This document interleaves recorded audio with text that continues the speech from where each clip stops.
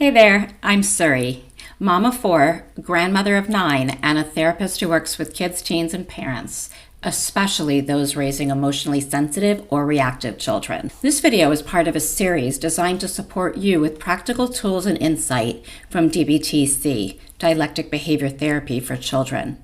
Now, if parenting feels harder than it should, you might start to wonder, what in the world am I doing wrong? Why does it feel like everything is a battle? And why isn't anything working? Well, it's easy to assume that the problem is you, but here's the truth. When a child is deeply feeling, emotionally reactive, or highly sensitive, the parenting skills most of us rely on often stop working the way we expect them to, or never work in the first place. It's not about failing, it's about being asked to do something you probably were never taught to do, because children don't come with a manual. So let's break it down. Some kids are born with nervous systems that react more quickly, more intensely, and take longer to return to baseline. They just feel things more deeply.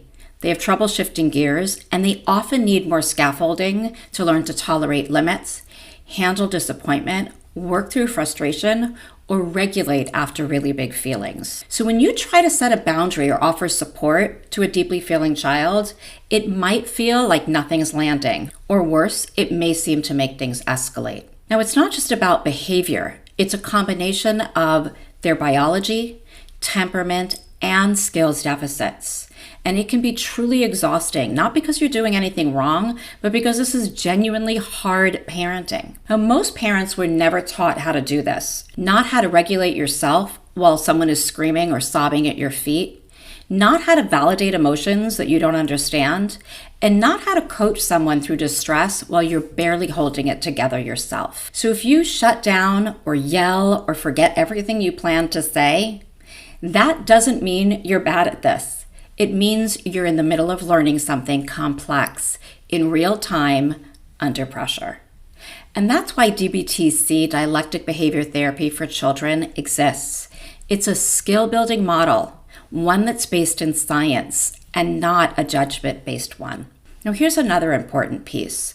Even when you're doing the work, progress with sensitive kids usually isn't linear. You might have a great day and then 2 meltdowns the next.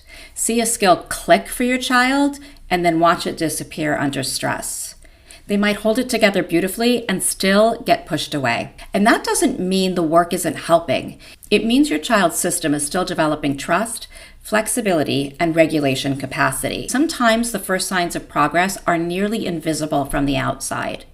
You notice that your child begins to recover faster, even if they still explode. Or you might start to react differently, even if your child's behavior hasn't changed yet.